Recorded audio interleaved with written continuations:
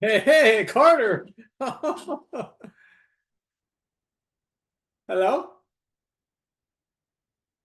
Hello? Hello? Let's see. I can't hear you.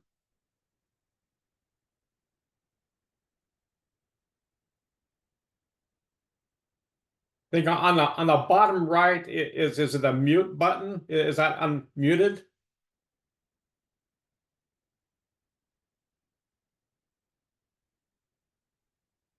On the left hand, on the very bottom, it says mute. Is that All right. yeah. Okay. You said Hey, a lot. so it's only been 50 years. Yeah. Yeah. You look good. Well, thanks. Oh, yeah. You got the same smile and the same eyes, you know? Uh-huh. Yeah. Life is good. It's kind of amazing how this back bay journey, has gotten started where I'm kind of reacquainting myself with some old friends. I told my brother the story that you were, that you said you were a loner. You spent a lot of times in the back bay, and John looked at over me over the phone and said, "Boy, we sure were conscious." we, Uh, we laughed at that because now to be honest, to be a loner is kind of that's a great trademark to have in one's life, especially at a young age. well, I don't know. I mean, that's just what happened because, I didn't have a dad around, and so Yeah. Mark McClellan and the Robertsons and Kevin Charles are all going to the beach and learning how to surf with Wami.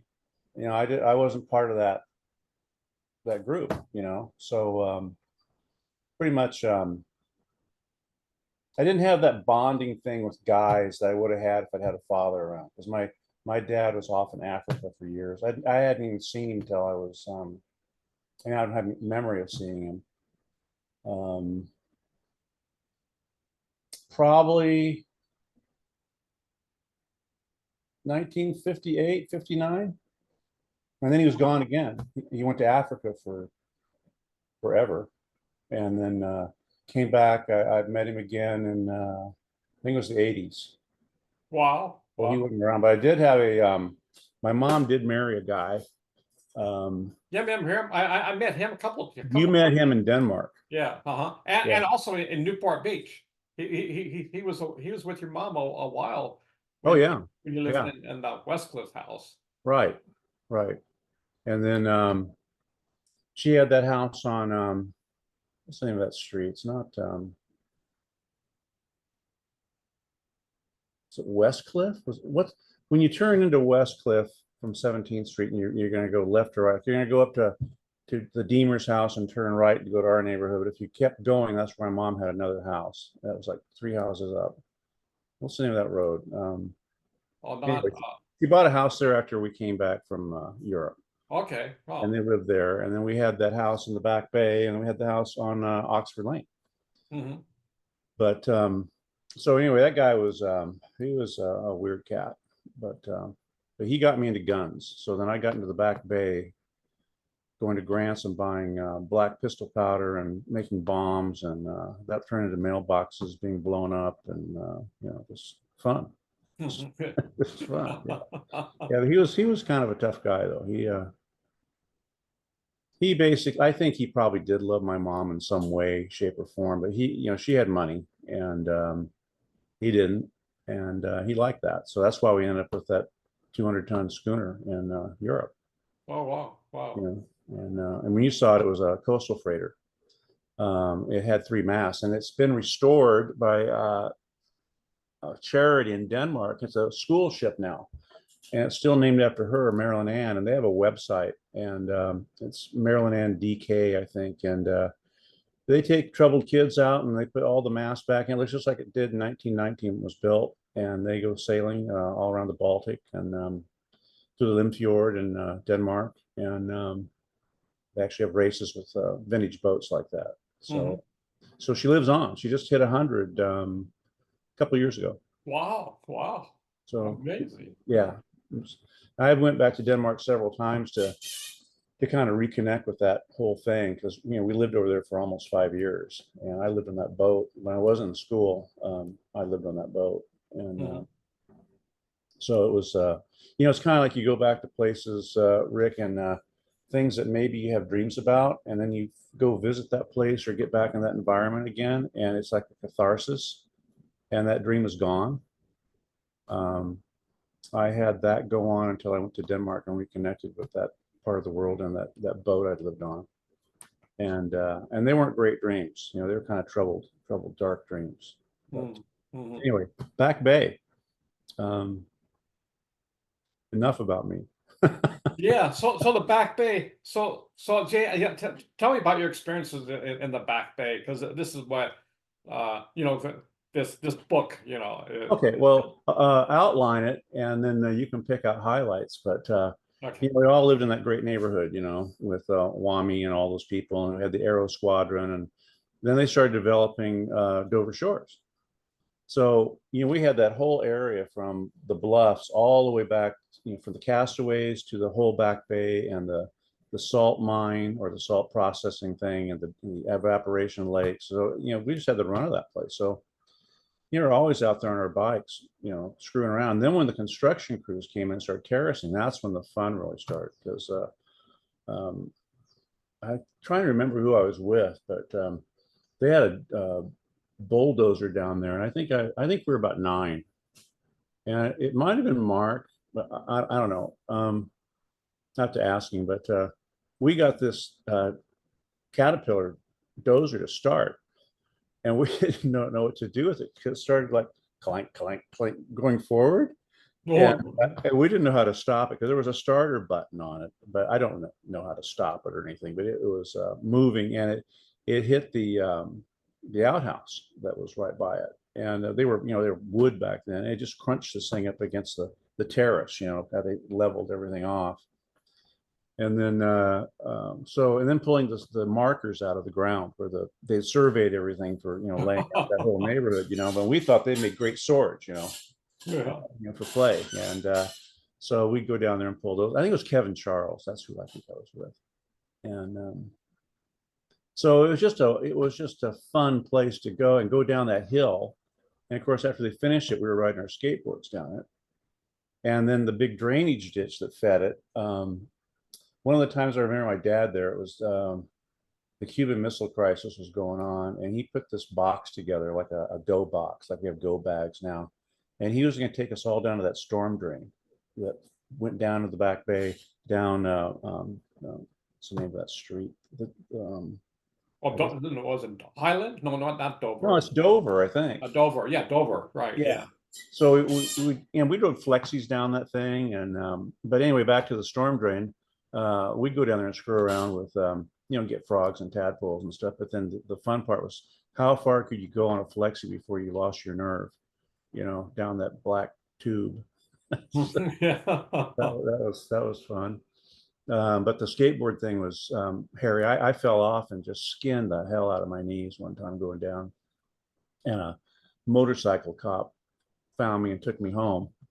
My knees are all bloody and screwed up, but I think we all took that hill on. Even on bicycles, it was so much fun, going down. Oh, yeah, my gosh, I remember that. Yeah. And the one by the trees was the best, because it had that curve at the bottom, so you had to really lean the bike over to make that turn, But the other one was straight down by where Kevin Charles moved later on, down there at North Star Lane. Right. That hill was straight, and that was high speed stuff. That was great. So I had a boat that my grandfather let me use, a little 10-foot glass bar with a 5 horsepower Johnson on it. And I kept it when it wasn't at my grandfather's house, which was on Lido Isle. I kept it at Kevin's house, and he could use it. It was, if we could keep it there, Nikki said, well, we got to be able to use it if we're going to keep it. And that's all cool. So we did that. But that's what really got me into the water part of the Back Bay, and that wasn't so much carrying up tent stakes and starting Caterpillar diesels. It was more just exploring. Yeah. And there were so many different aspects back there, because the tide was so severe back there, and it would, by the time the jetty starts to get high tide, then there's a rush going into the Back Bay, And that's what, made that whole system back there, the ecosystem work back there, was getting that Yeah, yeah, right. saltwater in there. And that's before all the houses were back there that were dumping all the water from watering their lawns down there. And that's when all the algae started, when all that fresh water started, a different kind of algae formed back there. And there was still active hunting going on back there, farther up towards where UCI is. I think it's the old part of the Santa Ana River. And there was a duck club up there. And we never really went up there, but we heard those shotguns popping and stuff. But that was a real sleepy part of the Newport back then. It was just Irvine Company. Yeah. Buffalo Ranch was back there. I think the biggest building back there was that Ford building, that Aeronautics, or Aeronautics as the employees call it. Then Orange Groves, and then no, there was still some active ranching back there by the Irvine people with cattle and stuff.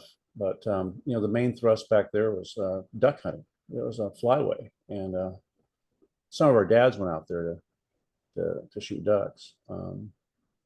I went back there a few times with a shotgun later on.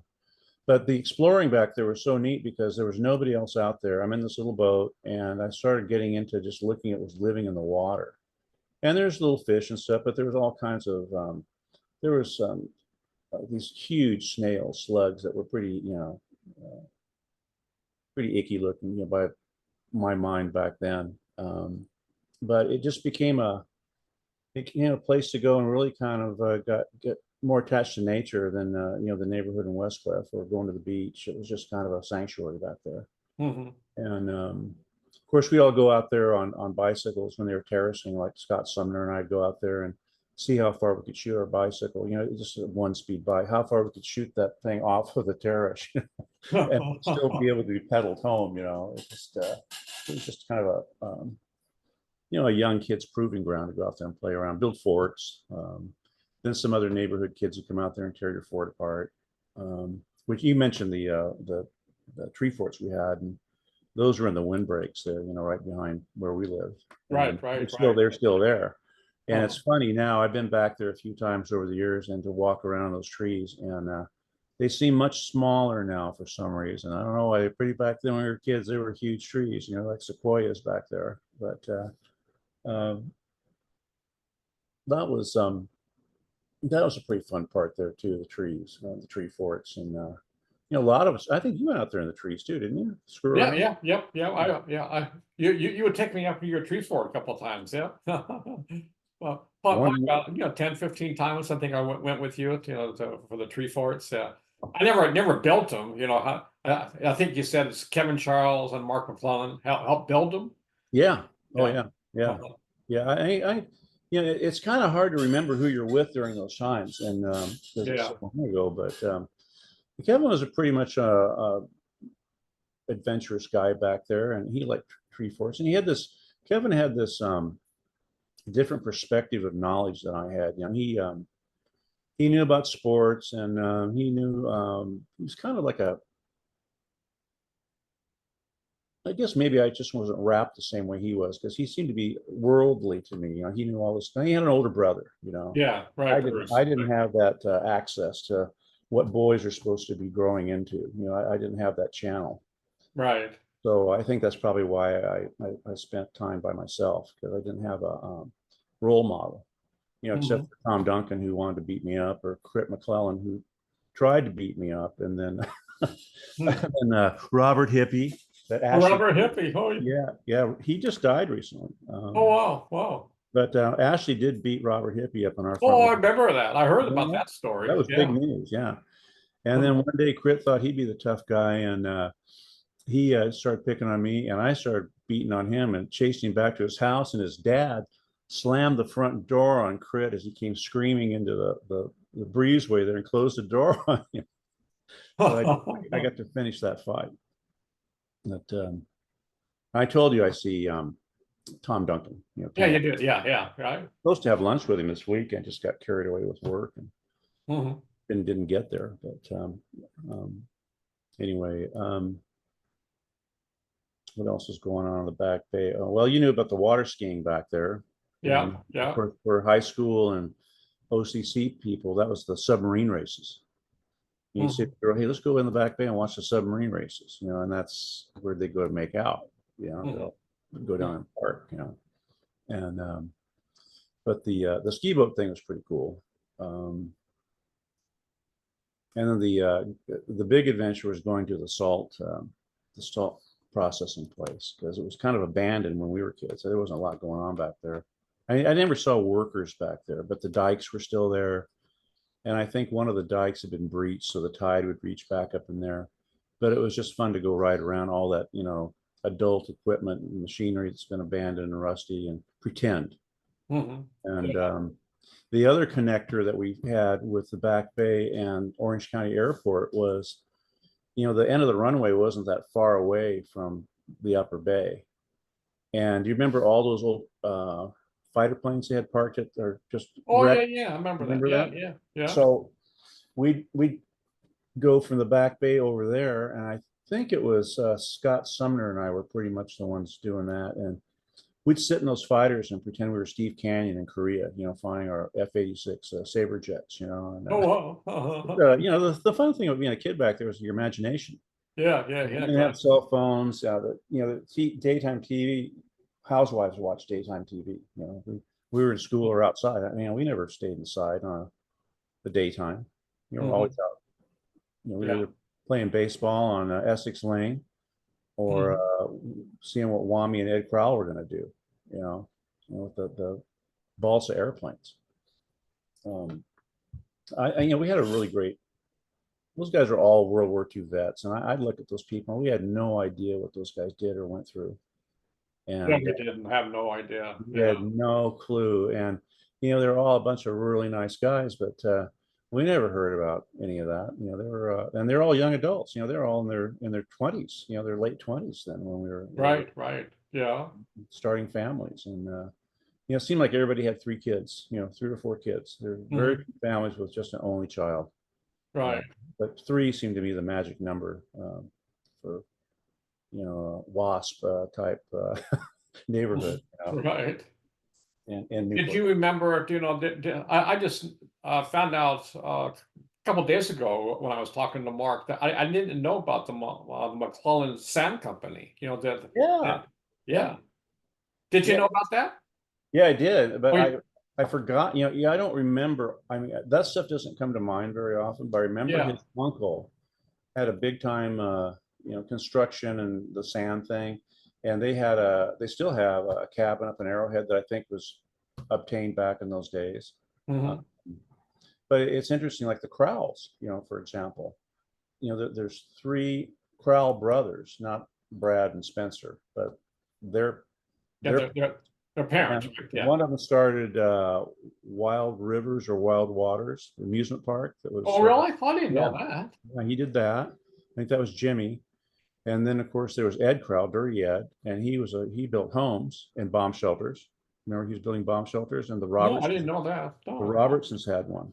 They had wow. Bomb shelters, and there's a bunch of them in Westcliff that he built. Wow. And then Jack Crowell, of course, married into the Bear family, which is Bear Paint. And so Brad and Spencer, their dad just turned 100. And I told you he was a B-17 lead navigator when he was 19. Oh, yeah, you told me that. Yeah, he was 8th Air Force in England and flew 30-something, actually led them as a navigator at 19 years old into Germany. Yeah, that's amazing. That's totally. Oh my God! I read how can a 19-year-old kid? That's amazing, isn't it? Well, by our standards, it is, because you look at kids now, and I think it's because we're all very spoiled by what those people did. Yeah. And the growing up fast, I think, ended with that generation. Right. You do that change with some of the Vietnam people. That actually saw the ugly reality of you had to grow up fast in that. But the difference between our time with that war and their time was that we had a country just coming out of depression, and everybody was used to working, helping on the farm or helping out with their dad's business or delivering newspapers, all the stuff that we did. But it was serious stuff back then to make money and, not lose your home or be able to feed your kids. So I think there's a different level of maturity in that what they call the greatest generation. Just they're different. Yeah, they are. Oh, And, yeah. I think we're just been, I think they didn't want us to go through what they went through. And so I think that the boomers are pretty spoiled. Of course, their kids are just a total loss, as far as responsibility or ambition go. And of course, drugs really destroyed so much of that ethic that Yeah. Yeah. generation had. But, so anyway, so, the Crowells were, all those guys were young guys, and that neighborhood just like Dirty Ed, he would form us up in the Aero Squad, and we'd go out and find those planes, that they'd launched, those 049 Ranger 30s, they were called, I think. And sometimes they'd fly out in the back bay, and I had the boat, so I thought, well, I'll be the Marine division, or Ed told me I was the Marine department, and to stand by with your boat, Yeah. I just feel so important, we're part of this thing. And but that was a fantastic neighborhood to grow up in and have all that open country, the access to the beach, really reasonable parents that, we were pretty well disciplined. We didn't really do stupid stuff, except for, blowing up mailboxes or things like that. But that came later. But it's a pretty safe place, Mhm. and Yeah. but there were rules, there were rules. You had to be home at a certain time, and we had Yeah. a paper route, so we had a little pressure on us to get out of school and get home and get those papers. And you guys were amazing. You and your brother would crank those papers out in seconds. And I don't think I had 30 subscribers in that neighborhood. And you'd be back from your route by the time I was still folding mine. I was never geared like you guys were geared. Mhm. I was always kind of lazy, and but you guys were always just on it. And we took days off, 1 day on, 1 day off. So Oh, that's, you did? yeah, yeah, yeah. Oh, so you could do homework. Yeah, that's, so I did it 1 day and John did it the next day. And for somehow we just knew in our minds how to expedite things. So we, when those things came in, we knew how to get that job done. But you guys had a leg up because you had a symbiotic relationship. Yeah, You yeah, spent exactly. 9 months together in the womb. Yeah, You yeah, know? really. Now you guys aren't identical twins, are you? Well, Or you kind of? according to my mom, no, but yeah, John and I still think we are, but my mom says no, so we'll take her word. But it's kind of imagine when we were kids, we had X-rays once, and we were identical bone structure. So there's something, I mean, people had a hard time, as Mhm. telling us apart. So Yeah, yeah, that I could tell you guys apart though. yeah. John had a little more of a serious face. You always had this kind of grin on your face. Yeah, yeah, that's true. Yeah, even to this day, yeah, I have a baby book in there, and it said, "Look, here's little Ricky taunting his brother John," and John was, with a sad face, and I had a smile on my Yeah, yeah, face. yeah, yeah. You always have had that smiling face. But it wasn't that John was a more somber person. He just had a different look. Yeah, he did exactly, To me, exactly. but I'm sure you guys can finish each other's sentences if Oh, you're. oh yeah, to this day, to this Yeah, day. I would Yeah, imagine so. yeah, yeah. And then you seem to be so close to your dad. I used to see your dad a lot. I never saw your mom very much, but I saw your dad a lot. And you guys were, it's kind of envious. I didn't know what envy was back then. I just kind of felt like that's really cool that they have a dad that takes them places and does stuff, and Oh, he was so incredible. Just think in the eighth grade. During the and seventh and eighth grade, we couldn't drive yet. He would wake up at 5:30 in the morning and drive us to Huntington Beach so we could go surfing all summer. He would do that. So it was yeah. I've now he surfed too, didn't he? No, he didn't. Don't he didn't. Oh, wow. Yeah, yeah. So it wasn't just a means to an end. It was he didn't surf, but you guys were avid. Yeah, yeah. So he would drop us off at the beach, and he would go home do his work. Uh, That's he was I didn't know this story until Mark told me that my dad was a stockbroker and an investment counselor, and Mark wanted to know about the stock market. So Mark's dad says, "Well, why don't you go over and ask him?" And then Mark did, and so Mark told me my dad would bring out a ledger, and back then everything was tracked by hand. Mhm. So my dad would have a stock, and he would have, he would chart, where the markets go up and down for a 10-year period. And so my dad could bring out, he had a piece of paper, and it came out this way, so he could Yeah. do all the tracking. So Mark learned to, as a kid, to be honest, John and I, we weren't even interested in the slightest in the stock market. Now today, that's Yeah. that's a whole different story. Yeah, but it wasn't that you guys couldn't conceptualize it or understand it. It's just you didn't have any use for it at the time. You had other things Exactly. going. You got to it later. Yeah, exactly. And I'm real, that's interesting about that. Mark would be interested in that. Mark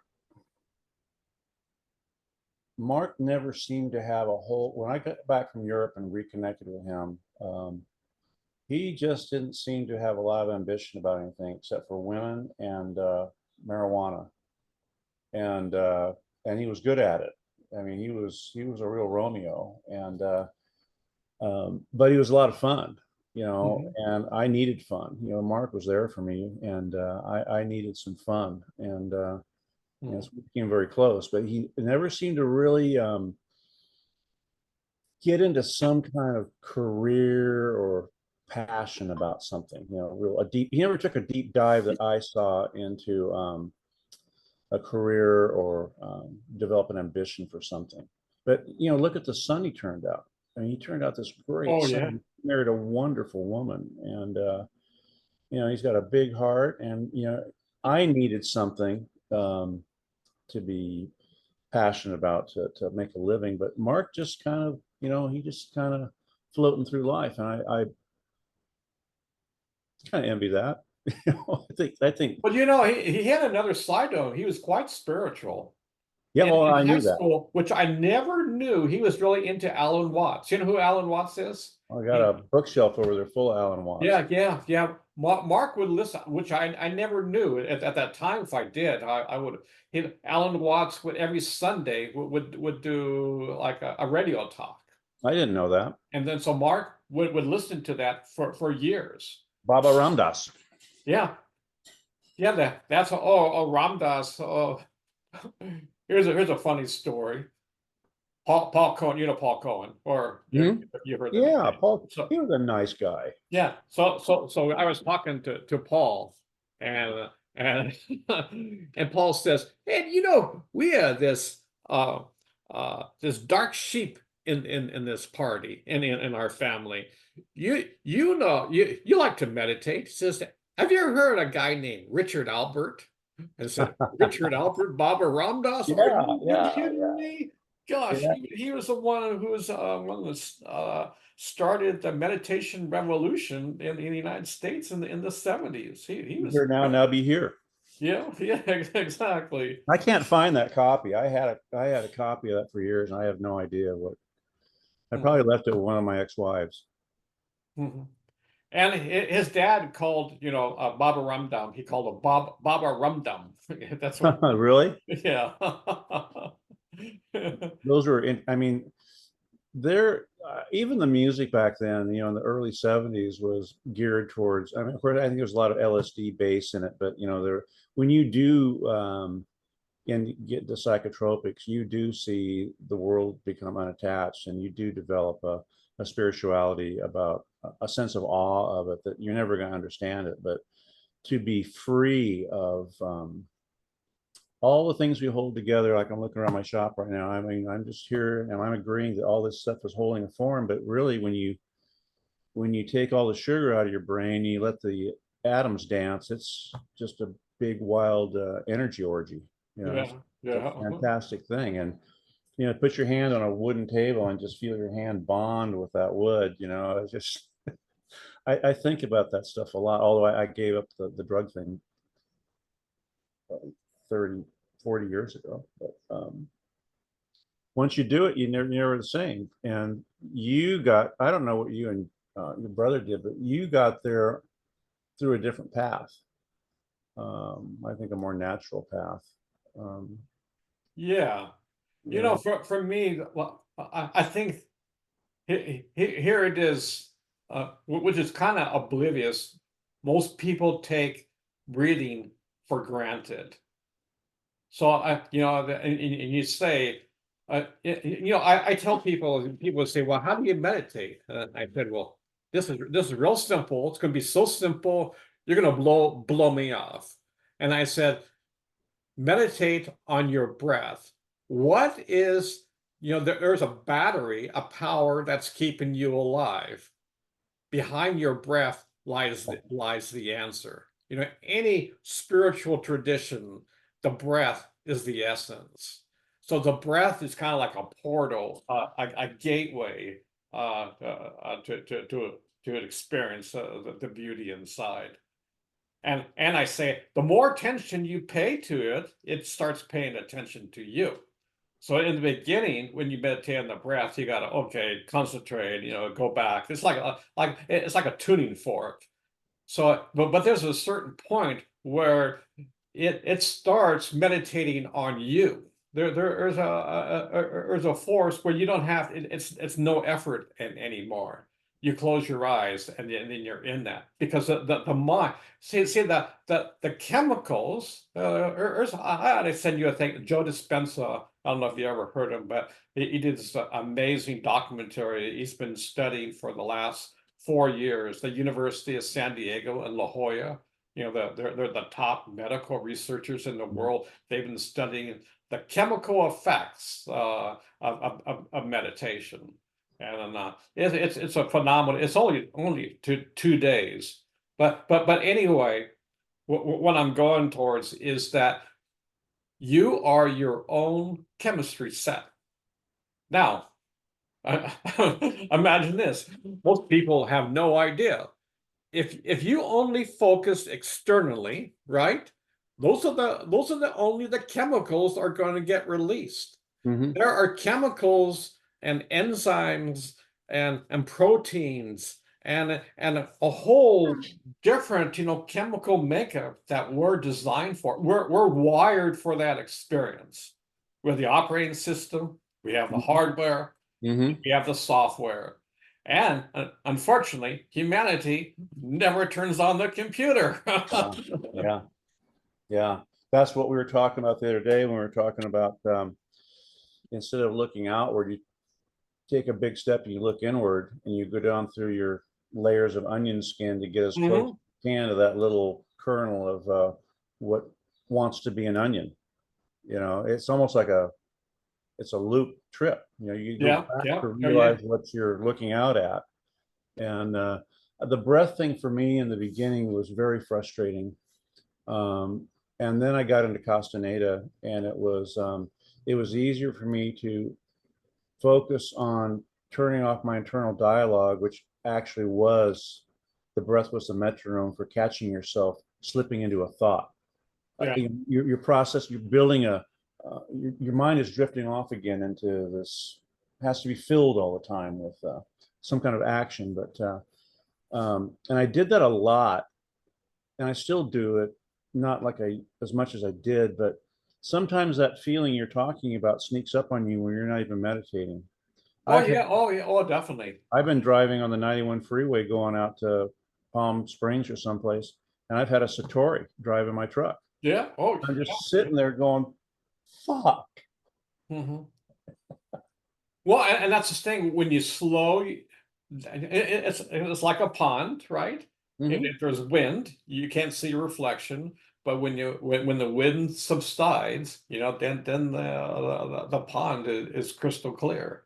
So it's all yeah, it's a state of our mind. Most people's minds is always and yeah, it's chattering so much that we become used to it. Exactly, exactly. So, well, and I told you about the word idiota, you know? Yeah, yeah, that was fascinating. Yeah, yeah. So, That's you an know, honorable thing to be. feet on the ground and you have your head in heaven. Yeah. Yeah. Well, I guess that we're kind of both in that thing, because behind the scenes when I'm dealing with, I deal with all kinds of different people. I deal with these very successful guys that have these gigantic yachts and jets and all this stuff, and I deal with their crews, and they got captains and engineers and all this stuff, and they're kind of a different set of people. And of course, I don't know what's going on inside their onion. They may have, because I think I'm hiding. I think I keep my Carter is never the out here Carter. I reserve that for me. But I interface with these people, and we all speak a certain kind of language, but the boat or airplane people, and it's technical, or it's humorous, or it's about traveling and fun. And isn't it great we have this kind of job, that we're in this environment, and it's fun. It's been a great trip, but you got to keep yourself tidied up on the inside. You can go out and play and do that, interface in that world, and there's a lot of responsibility. It's not just all fun. I mean, if I ever burn a boat up or something, or electrocute someone, my career's over. And it's Well, yeah, oh, definitely, yeah. very demanding. Or you put a boat up on the rocks, or you navigate the wrong way, or you don't prepare properly, and people get killed. So there's some responsibility, but and I just kind of am a chameleon in that world. I have a Carter, the marine electrical guy, and yacht driver, boat driver guy, and that's one mask. But the Carter mask, I show that to you, but and I'll show it to Mark. I'll show it to my wife. Mhm.